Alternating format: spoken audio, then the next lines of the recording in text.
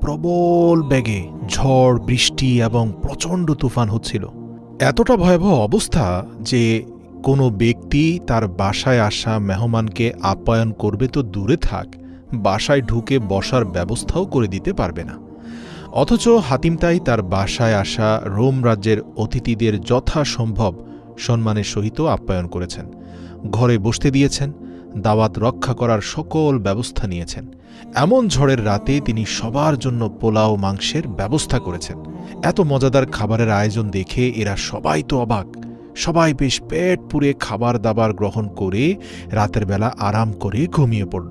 সকাল হলে ধীরে ধীরে আকাশ পরিষ্কার হয়ে সমস্ত কিছু ফকফকা হয়ে গেল।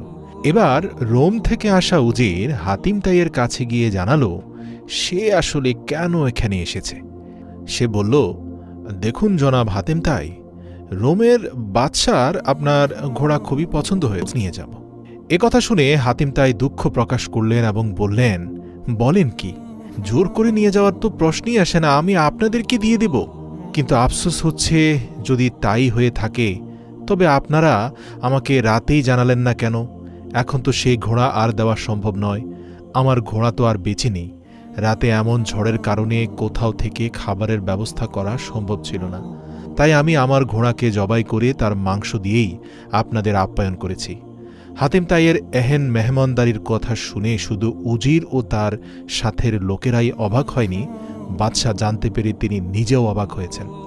এদিকে আরেক রাজ্যের বাদশাহ হাতিম তাই সম্পর্কে এত গুণগান শুনতে শুনতে প্রচণ্ড ঈর্ষাপরায়ণ হয়ে উঠলেন।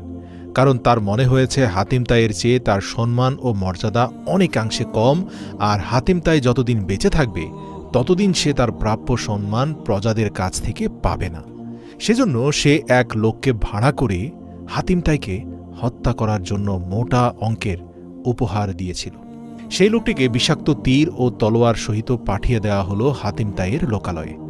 ভাড়াকৃত সেই খুনি সেই এলাকায় পৌঁছতেই সবার আগে তার দেখা হয় অতি সাধারণ চেহারার এক মানুষের সাথে। মানুষটি ভাবল এই লোক বোধহয় কোনো মুসাফির হবে, তাই তাকে সাথে করে নিয়ে গেল নিজের বাসায় এবং ইচ্ছে মতো তাকে পেট পুরে উত্তম খাবার দ্বারা অতিথি আপ্যায়ন করল। পরদিন লোকটি ফিরে যেতে চাইলে সে বাধা দিয়ে বলল আরও দুদিন থাকার জন্য। তার এমন আচরণে খুন করতে আসা লোকটি প্রচুর আবেগে আপ্লুত হয়ে উঠল।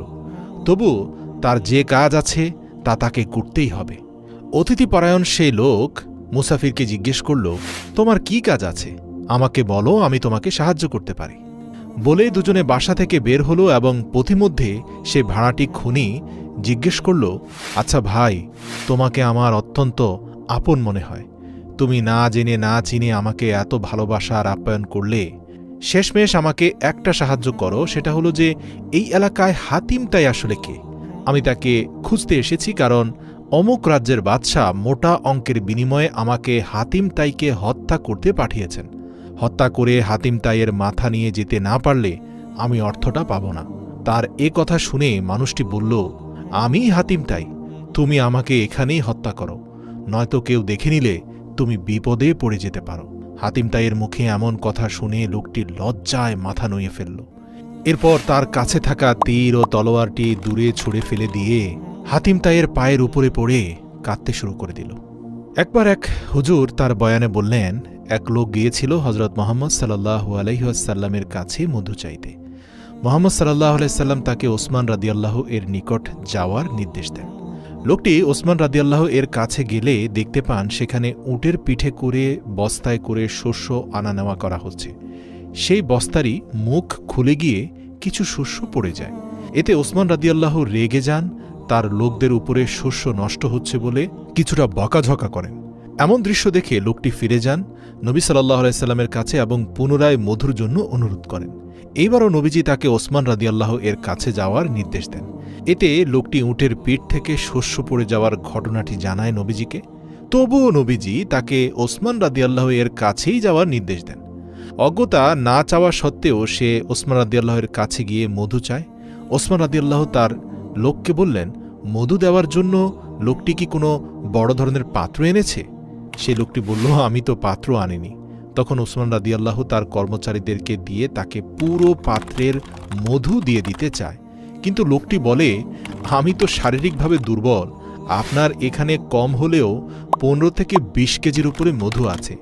এত বড় পাত্র নিতে পারবো না, আর এত বেশি পরিমাণে মধু তো আমার প্রয়োজনও নেই। একথা শুনে ওসমান রাদিয়াল্লাহু উটের পিঠে করে তার বাসায় পুরো মধুর পাত্রটি পৌঁছে দেয়। ওসমান রাদিয়াল্লাহু তাআলা আনহুর এই ঘটনা বলে আল্লাহর রাসূল সাল্লাল্লাহু আলাইহি সাল্লাম বলেন, পৃথিবীতে সবাই ধনী হতে চায়, কিন্তু কেউ ওসমানের মতো হতে চায় না। আমরা যদি বুঝতাম আমাদের সকল রিজিক আল্লাহ তাআলা নির্ধারণ করে রেখেছেন, তাহলে নিশ্চয়ই আমরা ওসমান রাদিয়াল্লাহু এর পথে হাঁটতে পারতাম। কিন্তু আমরা তো শয়তানের পাতানো জালে পা দিয়ে ফেলি, তাই আমাদের জীবনটাও কঠিন হয়ে যায়। আমাদের উচিত আল্লাহ তাআলার নির্ধারিত রিজিকের উপর ভরসা করা। দেখা যাবে পৃথিবীতে আপনা আপনি রাজার সুখ ভোগ করতে পারছি। সুবহানাল্লাহ।